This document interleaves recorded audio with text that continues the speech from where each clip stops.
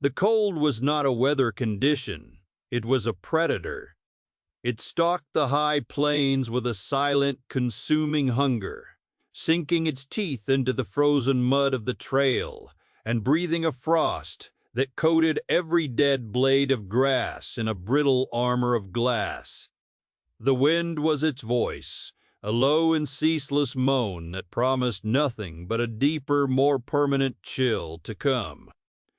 It was the kind of cold that made a man's breath hang in the air, like the ghost of a word he wished he had never spoken. A tangible regret that faded but never truly disappeared. For the man who watched from the crest of the ridge, this cold was an old and familiar companion. It mirrored the vast frozen landscape inside him, a place where all warmth had died years ago. He saw them first as a smudge of wrongness against the endless white and gray.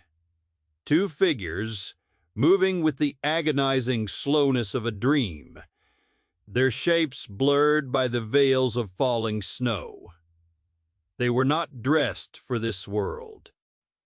The woman wore a thin trade blanket over a worn hide dress, its patterns faded to inscrutable memories of color. The boy at her side was a smaller, more desperate version of her, wrapped in a rabbit-skin cloak that looked pitifully inadequate against the sheer malevolence of the wind. They stumbled, righted themselves, and stumbled again, their progress a testament to a will that had long outlasted the body's ability to obey it. The man adjusted the collar of his sheepskin coat, his movements deliberate and economical. He had come out to check his trap lines, a grim and solitary task that suited the tenor of his days.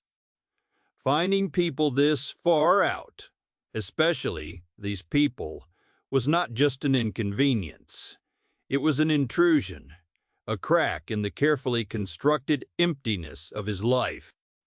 He could turn his horse, ride back to the deafening silence of his cabin, and let the landscape claim them.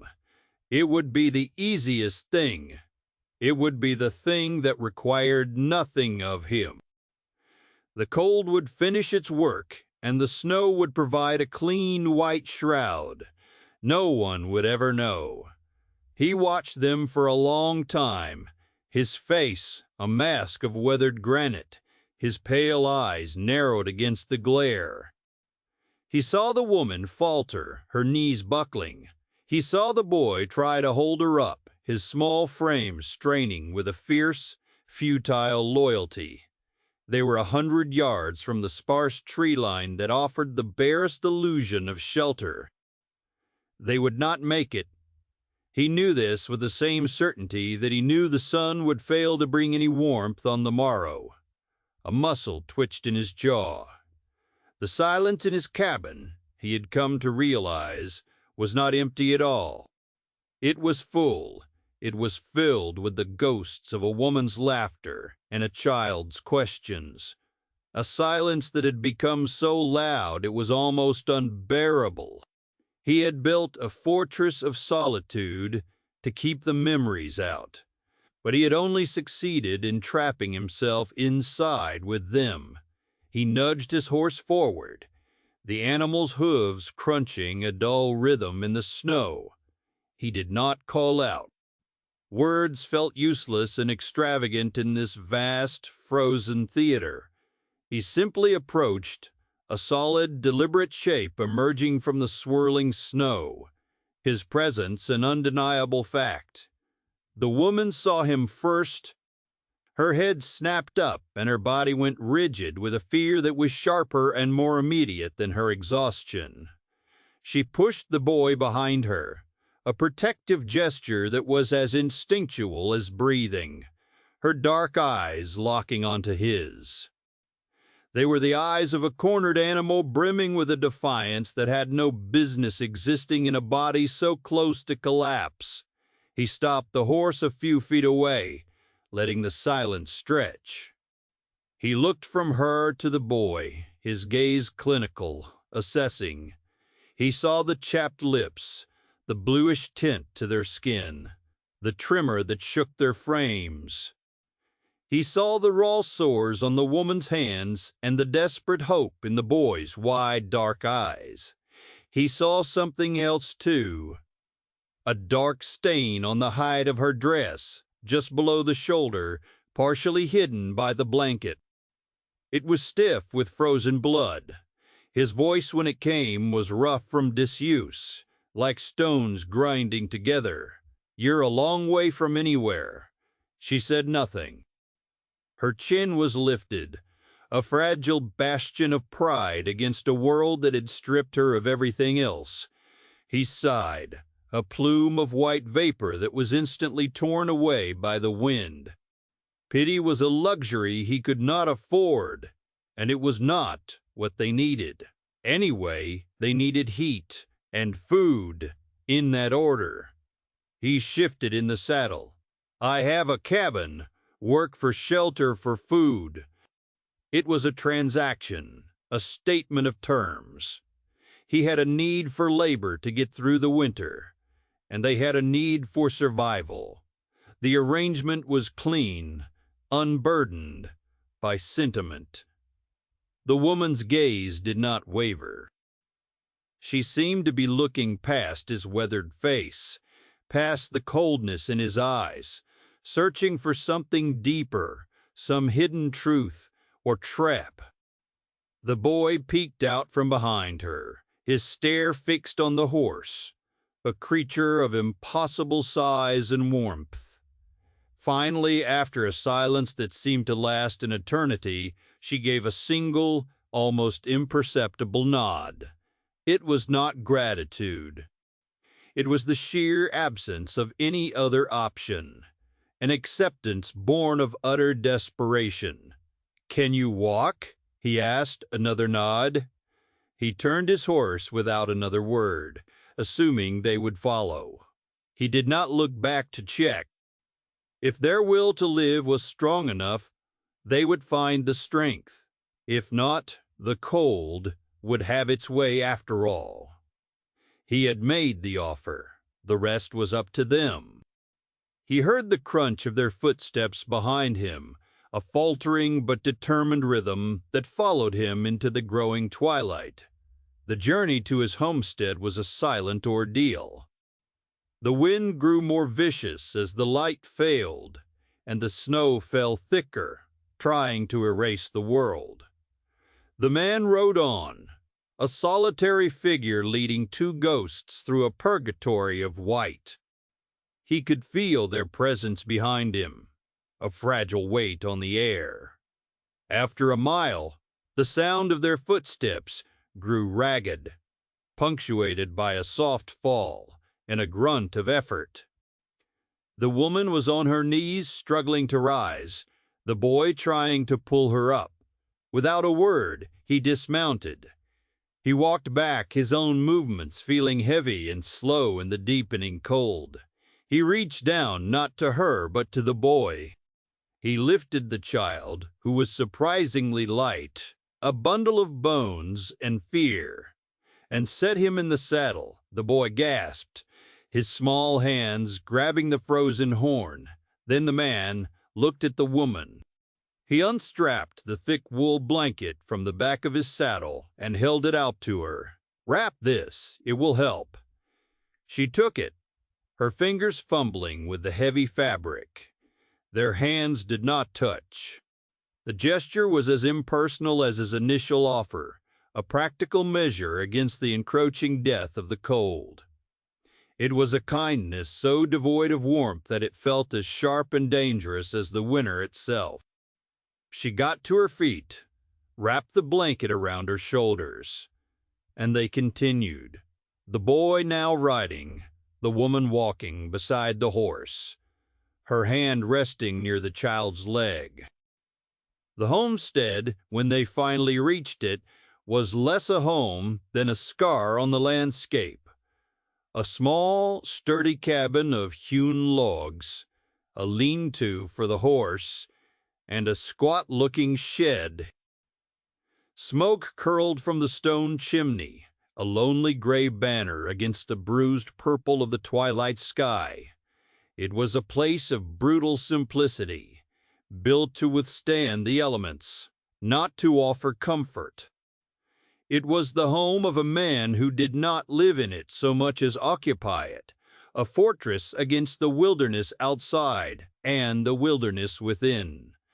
Inside, the heat from the stone fireplace was a physical blow. It made them gasp, their frozen lungs aching. The single room was meticulously clean, but profoundly empty. A rough-hewn table with 2 chairs, a bed built into one corner, shelves holding tins and sacks of flour, and a cast-iron stove. There were no pictures, no carvings, no decorations. It was a space stripped of all personality, all memory. It was the architectural equivalent of the man himself. While they huddled near the hearth, their bodies trembling uncontrollably as feeling returned to their limbs, he moved with practiced efficiency. He stirred a pot of stew that had been simmering over the embers, the scent of venison and root vegetables filling the small space. He ladled it into 2 tin bowls and placed them on the table with a chunk of dark bread. He did not eat with them. He stood by the far wall, cleaning his rifle, watching them with a detached curiosity. They ate like starving wolves. The woman tried to maintain some semblance of decorum, but her hunger was a raw, undeniable force. The boy ate with his face almost in the bowl, his small hands shaking. When they were finished, the woman carefully cleaned the bowls with the bread and handed them back to him. Her eyes met his for a moment, and in them he saw not just exhaustion, but a flicker of something else. She was still measuring him, still trying to understand the nature of the cage she had entered. "The loft," he said, pointing to a wooden ladder leading to the dark space above. "There are blankets." He had established the boundaries. They were a necessity he had acquired like a new axe or a sack of grain. They would occupy a separate space, a clear physical and emotional distance between his life and theirs. He watched them climb the ladder, the woman moving stiffly, her left arm held close to her body. Then he was alone again. But the silence in the cabin was different now. It was no longer the loud, echoing silence of ghosts. It was a quieter, breathing silence, filled with the presence of strangers. He did not know if it was better or worse. The storm sealed them in for 3 days. A blizzard descended upon the plains, a roaring white fury that buried the world and made travel impossible. The man found himself confined with the 2 strangers, the small cabin shrinking with each passing hour. He was a man accustomed to solitude, and their presence was a constant, low-grade irritant. He felt their eyes on him as he moved about his chores. A silent observation was more unnerving than any question. He was restless, a caged animal, his hands always needing to be busy, mending tack, sharpening his axe, oiling his rifle, anything to avoid the stillness that might lead to thought, or worse, to conversation. The woman and the boy were quiet. They stayed in their corner near the fire, speaking to each other in their own tongue, their voices soft as falling snow.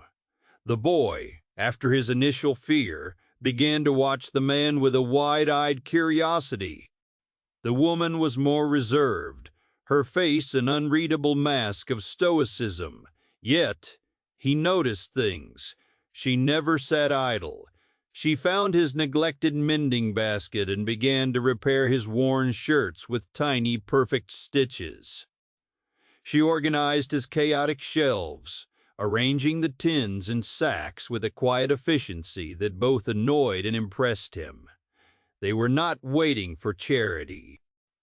They were making themselves useful, staking a claim to their existence through work. On the third morning, the storm broke.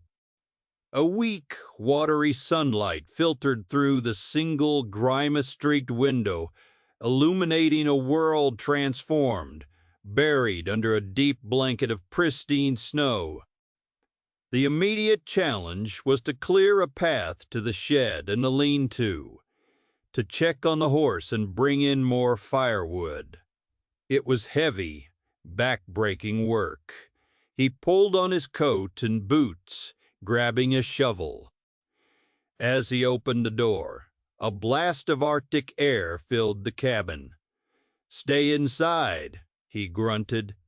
"We will help," the woman said from behind him. It was not a plea. It was a statement. Her face was pale, but her eyes were resolute. She would not be a sheltered pet, a helpless burden.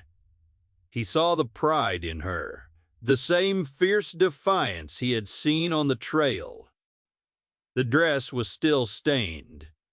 "You are injured," he stated, his voice flat. "It is nothing," she replied, her gaze unwavering. He studied her for a long moment, then gave a curt nod. It was a reluctant agreement. He found a smaller shovel for her and tasked the boy with carrying small pieces of kindling. They worked in silence, the only sounds the scrape of shovels against the snow and their own ragged breathing in the thin, frigid air. Despite her insistence, he saw her wince with every movement of her left arm. She tried to hide it, but the pain was a visible thing, a shadow that flickered across her face. Later that day, inside the relative warmth of the cabin, the issue came to a head. She was trying to lift a small sack of flour, and a sharp cry of pain escaped her lips before she could stifle it. The sack fell, splitting on the floorboards, a cloud of white dust billowing into the air. He was across the room in 2 strides. "Enough," he said, his voice harder than he intended. "Show me." She backed away, shaking her head, clutching her shoulder. Fear returned to her eyes. "Show me," he repeated, his voice lower this time, but with an edge of command that could not be ignored. "An infected wound will kill you as surely as the cold." The boy ran to his mother's side, looking up at the man with terrified eyes. The woman hesitated, her internal battle playing out on her face. Finally, with a sigh of resignation, she turned her back to him and pulled the blanket and the top of her dress aside, exposing her shoulder. It was worse than he had thought. Embedded in the flesh just below her collarbone was the broken shaft of an arrow. The skin around it was an ugly purple, swollen and hot to the touch. It was a miracle she had been able to function at all. He felt a surge of something he refused to name, not pity, but a grudging respect for her incredible endurance. "Sit," he commanded, gesturing to a chair by the fire. He went to a small chest in the corner, a place he rarely opened, and took out a metal box. Inside were clean rags, a bottle of whiskey, a sharp knife, and other medical supplies from a life he had tried to forget. He worked with a surgeon's focus. He gave her a piece of leather to bite down on and poured whiskey over the wound, earning a strangled gasp of pain. He used the knife to carefully cut away the skin around the arrowhead. His hands, usually rough and calloused from work, were surprisingly steady. He felt her trembling under his touch, but she made no sound. The boy watched, silent tears streaming down his face. The arrowhead was barbed. He knew he couldn't pull it straight out. He had to push it through. "This will hurt," he said, his voice a low murmur. He positioned the knife, and with a single swift movement made a new incision and forced the arrowhead out the other side. A low, guttural moan was torn from her throat, but she did not scream. He snipped off the head and drew the smooth shaft back out the way it had come in. He cleaned the wound thoroughly, packed it with a poultice of herbs he kept for his horse, and bound it tightly with clean linen. His work was done. He stood up, his back aching. As he was putting his supplies away, he felt a light touch on his arm. He flinched, unused to human contact. It was her. She was standing, her face ashen with pain, but her eyes clear. She looked at his hands, then up at his face. Her gaze was intense, searching. And then she saw it. It was not a physical wound he carried, not a scar or a fresh injury. She saw it in the profound, bottomless sorrow in his eyes, a grief so old and so deep it had become a part of him, like bone and sinew. She saw it in the way he held himself, a rigid control, as if the slightest relaxation would cause him to shatter into a million pieces. She saw it in the stark emptiness of the cabin, a space deliberately scrubbed clean of any joy. She had been so focused on her own pain, her own survival, that she had not truly seen him before. He was not just a hard, solitary man. He was a haunted man. He had drawn the arrow from her shoulder, but he was carrying a wound of his own, a wound that no knife could excise, a wound that had been festering in the silence for years. The fragile peace of their isolated existence was shattered by the necessity of a trip to town. The man's supplies were running low, and the lull in the storms provided a window of opportunity. He had considered leaving the woman and boy at the cabin, but the thought of them alone and undefended sat poorly with him. He also reasoned that if they were to have any chance of surviving beyond his charity, they needed to be seen with him, to be established in the cold calculus of the frontier as belonging to his protection. It was a pragmatic decision, but one that felt heavy with consequence. The town was a handful of wooden buildings huddled together against the vastness of the prairie, a place of hard-bitten people who viewed strangers with a deep and abiding suspicion. As they rode down the main street, a single muddied track, he felt the stares. Eyes peered from behind curtains, and men stopped their conversations to watch them pass. He sat straight in his saddle, his face impassive, the woman riding behind him on the horse, the boy held securely in front. They were an unsettling tableau. The solitary rancher, known for his reclusiveness, now accompanied by an Apache woman and her child. Their first stop was the general store, the social and economic heart of the town. The air inside was thick with the smells of coffee, leather, and chewing tobacco. The proprietor, a man with a perpetually worried expression, nodded a curt greeting, but it was his wife who commanded the room. She was a woman built of sharp angles and sharper opinions, the self-appointed guardian of the town's moral fabric. Her gaze landed on the woman and the boy, and her lips thinned into a line of pure disapproval. The man ignored her, moving through the store to gather his supplies: flour, salt, coffee, ammunition. The woman stood silently by the door with her son, her back straight, her eyes fixed on a point on the far wall, creating an island of dignity in a sea of hostility.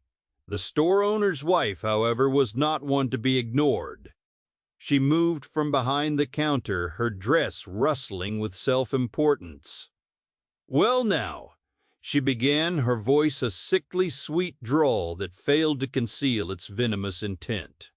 She addressed the man, but her eyes were locked on the woman. "I see you found yourself some company. We were all beginning to worry you'd become a permanent hermit out there on that ridge of yours." The man placed a heavy sack of flour on the counter. "I need these things tallied," he said, his voice flat, refusing to engage. His dismissal only emboldened her. She circled around, pretending to straighten a stack of blankets, stopping directly in front of the woman. She looked her up and down with an expression of open disgust. "It's a Christian duty to help the less fortunate, of course," she continued, her voice loud enough for the entire store to hear. "But one has to be careful about the kind of strays one takes in. Some carry diseases, others carried trouble." The air in the store grew thick and still. The other customers stopped their browsing, their faces a mixture of curiosity and cruel anticipation. The woman did not flinch. She met the antagonist's gaze, her own eyes dark and unyielding. The man felt a cold, slow anger begin to burn in his gut. He had brought them here, and he would not see them humiliated. He finished placing his items on the counter, and then he moved. It was not a fast or aggressive movement, but it was deliberate and final. He stepped away from the counter and stood directly between the store owner's wife and the Apache woman. He was not a large man, but his presence seemed to suddenly fill the space, his quiet solidity a wall of undeniable force. He did not raise his voice. He did not need to. He looked directly at the store owner's wife, his pale eyes as cold and hard as river ice. "She is with me," he said. The three words hung in the air, simple, declarative, and absolute. They were a boundary line drawn in the dust. She is with me. It was a statement of fact, a claim of protection that was unmistakable. The store owner's wife recoiled as if struck. She had expected him to be embarrassed, to stammer an excuse. She had not expected this quiet, unshakable defiance. She opened her mouth to retort, but the look in his eyes stopped her. It was a look that promised consequences, a look that spoke of a man who had nothing left to lose and would not be pushed.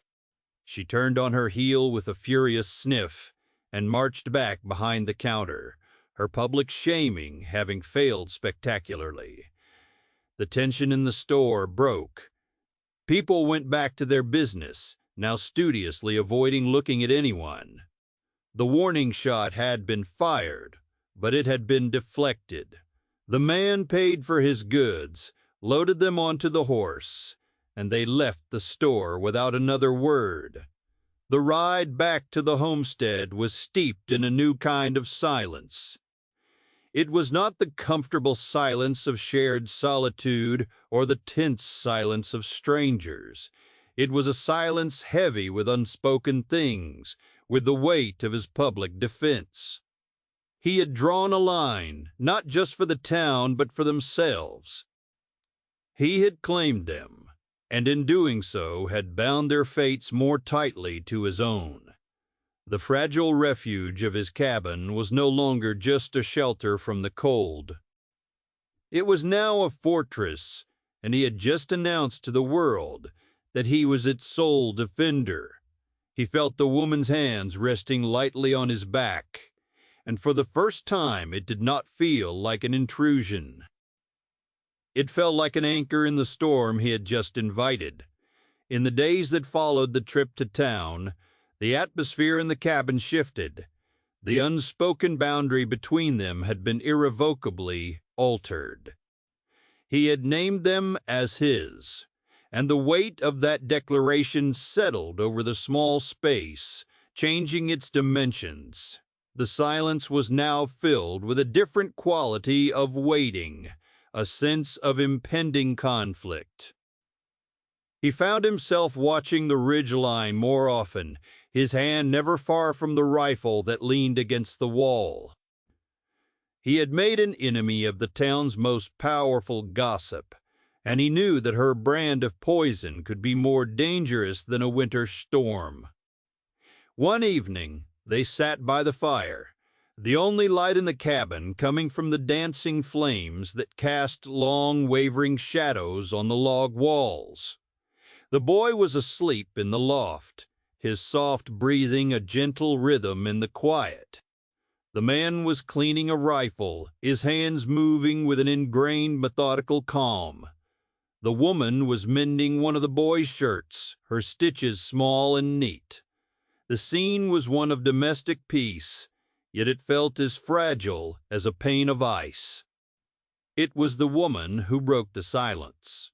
Her voice was low, barely more than a whisper, but it cut through the quiet like a knife. Why, he did not stop his work, pretending not to have heard. "Why did you help us?" she asked again, her voice a little stronger this time. "In the town. You did not have to do that. It will bring you trouble." He finished cleaning the rifle barrel and began to reassemble the mechanism, the metallic clicks, loud in the stillness. He had asked himself the same question. Why had he done it? It was not a calculated decision. It had been an impulse, a deep, primal rejection of the casual cruelty he had witnessed. It was the same impulse that had made him turn his horse back on the trail that first day. He set the finished rifle aside and stared into the fire, the flames reflecting in his pale eyes. For years he had spoken to no one of his past, had walled it off so completely that it felt like another man's life. But her question demanded an answer, an honesty he had not practiced in a long, long time. He rose slowly and walked to the small locked chest in the corner of the room, the one she had seen him avoid. He knelt before it and used a key he wore on a leather thong around his neck to open it. The hinges creaked in protest. He reached inside and pulled out two objects. He brought them back to the firelight and held them in his calloused palm. One was a small, crudely carved wooden bird, its paint worn away by the touch of small hands. The other was a faded blue ribbon, the kind a woman might tie in her hair. "I had a daughter," he said, his voice a low rasp. "Her name was Sarah. My wife was named Mary." He spoke the names as if they were foreign words, artifacts from a forgotten language. "There was a fever 5 years back. It took them both in less than a week. One day this cabin was full of noise. The next, it was just quiet." He looked at the woman, his eyes stripped bare of their usual defenses. But it wasn't an empty quiet, it was a loud silence, full of all the things that weren't there anymore. "I came out here to get away from people, but I just ended up trapped with the ghosts." He paused, his throat working. "When I saw you and your boy on the trail, you were about to be consumed by the silence too. A different kind, but the same ending." He finally answered her question. "Helping you, defending you. It was a way to make a better kind of silence, one with a heartbeat in it." He had offered her the deepest, most wounded part of himself, The confession left him feeling raw and exposed. He expected her to say nothing, to retreat from the raw grief he had unveiled. Instead, she reached into a small leather pouch she wore at her belt. She carefully unwrapped a piece of soft doeskin to reveal a single, perfect hawk feather, its edges sharp and its colors still vibrant. "My husband," she said, her voice thick with her own unshed tears. "He was a great hunter. He said I was his hawk, that I saw things others missed. This was the last feather he gave me." She told him of her own loss, of a dawn raid by soldiers, of the burning of her village, of running with her son through a world that wanted them erased. She spoke of a particular man, a man in a uniform who was not a soldier, who led the raid with a cold, cruel efficiency. A man who pursued them still, not for justice, but for sport, because they were the last ones who had escaped him. In that moment, by the flickering firelight in the heart of a vast and indifferent wilderness, they were no longer a white man and an Apache woman, a rescuer and a refugee. They were two survivors, each bearing the scars of a profound loss. They had shared their wounds, and in doing so had forged a bond stronger than any transaction of work for shelter. He now understood that the threat from the town was nothing. The real danger was the one that followed her, the relentless ghost from her past. And he knew, with a certainty that settled deep in his bones, that he could not just offer her a roof. He had to become her shield. The ultimate threat did not arrive with the thunder of hooves or the crack of rifles. It came on a crisp, clear morning, a black insect crawling across the vast white landscape. A buggy, sleek and out of place, pulled by a fine-looking horse. It stopped a short distance from the cabin. Two men dismounted. One was the town's marshal, a man whose spine was as flexible as his income required. The other was a stranger, tall and slender, dressed in a fine city coat and hat that seemed absurd in the rugged terrain. He moved with an air of smug, unshakable confidence. The man who viewed people as assets to be collected or debts to be settled. The man of the cabin stepped onto his porch, his own rifle held loosely in his hands. The woman and boy watched from the window, their faces pale. The well-dressed man smiled, a thin, predatory expression. "I am a federal agent," he announced, his voice carrying easily in the cold, still air. "I have a warrant for the woman and child. They are fugitives from the San Carlos reservation. You are harboring government property." He produced a sheaf of papers, handing them to the marshal, who glanced at them with an air of official gravity. The agent's eyes flickered to the cabin. "You have 3 days to turn them over. After that, I will return with enough men to burn this shack to the ground, and you will be charged with obstructing federal law." The marshal shifted uncomfortably. "It's the law," he said, not quite meeting the man's gaze. The social tyrant, the store owner's wife, had evidently done her work well, poisoning the town's well of opinion, until the law had no choice but to act. The agent and the marshal climbed back into the buggy and departed, leaving the ultimatum hanging in the air like a hangman's noose. Desperation descended on the small cabin.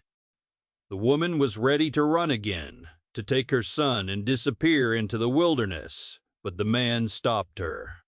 "No more running," he said, his voice grim. "We fight them here with their own weapons."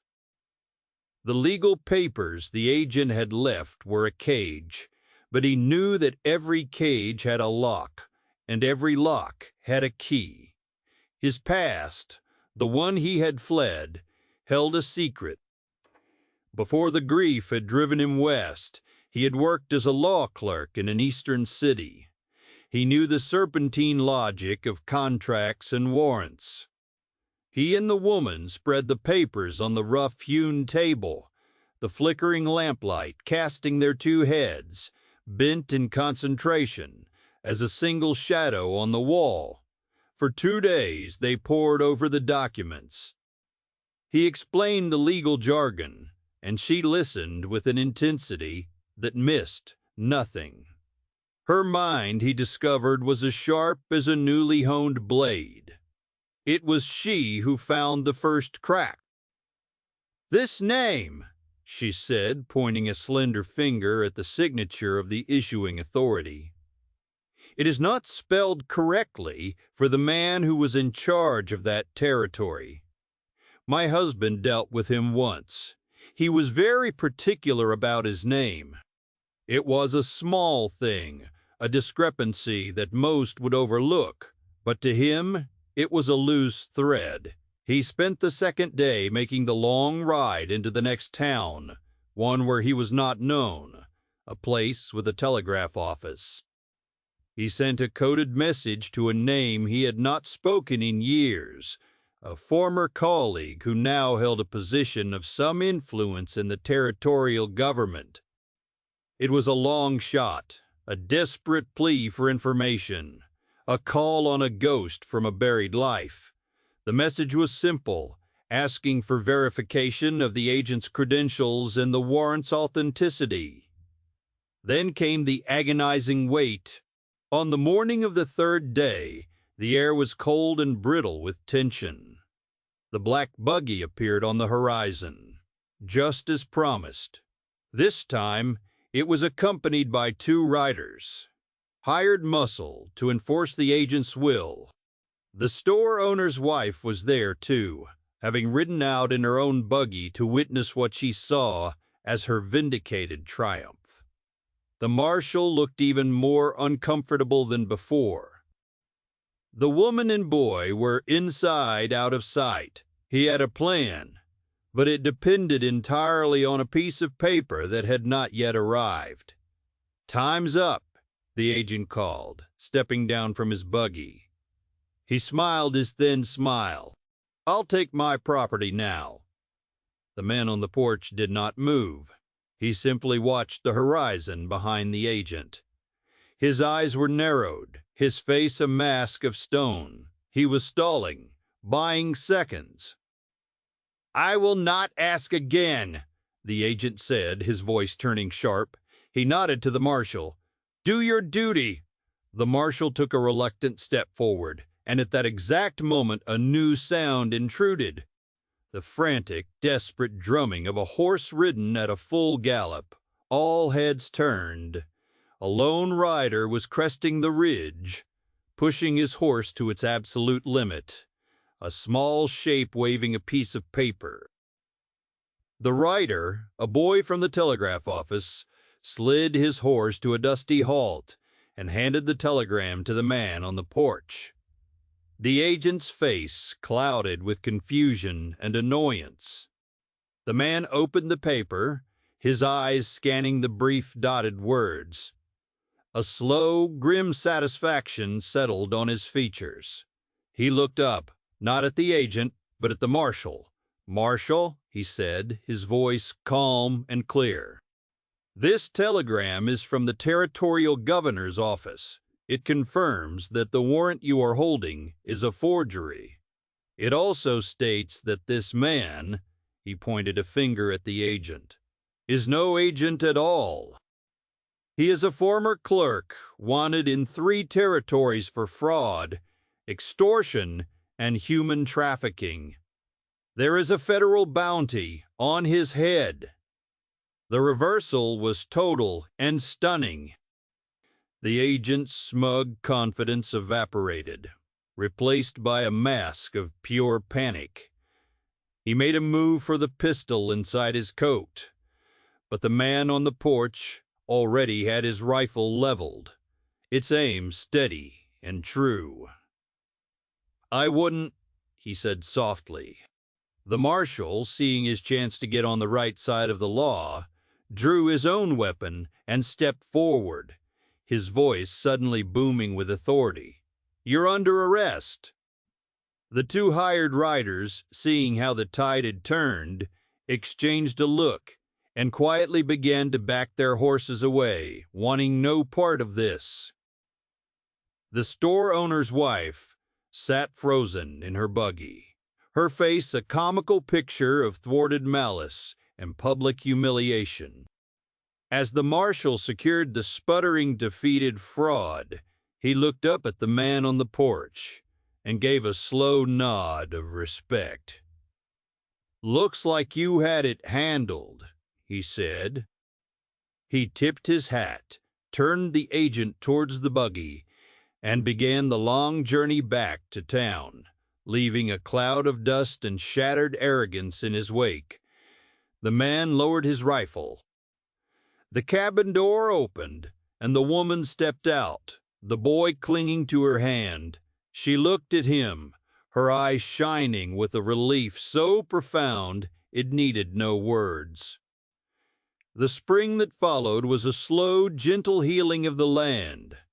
The deep snows receded, giving way to the tender green of new grass, and the creeks freed from their icy prisons. The air, once sharp with the promise of death, now carried the scent of damp earth and the distant perfume of wildflowers. The world was being reborn, and with it, the small, quiet life in the cabin on the ridge. The transformation of the space was gradual but profound. The man who had once moved through his days with the grim efficiency of a man serving a life sentence now worked with a different purpose. With the help of the woman, he plowed a small patch of land near the cabin and planted a garden. The neat rows of seeds were a silent testament to a belief in the future, a concept he had long ago abandoned. He began construction on a new room, added to the side of the cabin, the sound of his hammer, and saw a steady, hopeful rhythm against the backdrop of birdsong. The homestead was no longer a place of solitude. It was expanding, making room for the life that had taken root there. The woman, in turn, transformed the interior. She hung dried herbs from the rafters, their scent mingling with the smell of baking bread. She mended the curtains and scrubbed the floorboards until they shone.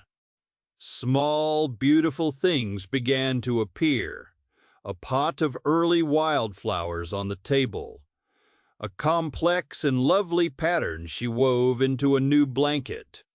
She was not just occupying the space. She was making it a home, filling the emptiness he had so carefully curated with the soft sounds and textures of life. Their characters, too, underwent a quiet metamorphosis.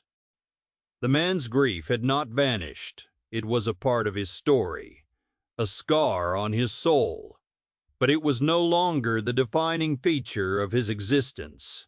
He smiled now, small, infrequent smiles that started in his eyes. He began to talk more, telling the boy stories about the animals in the woods, teaching him how to track and how to carve. He was no longer a ghost, haunting his own life. He was present, a husband and a father in a family, forged not by blood, but by shared trial and deliberate choice. The fear left her eyes, replaced by a calm strength. She moved with a newfound confidence, a full partner in their shared enterprise.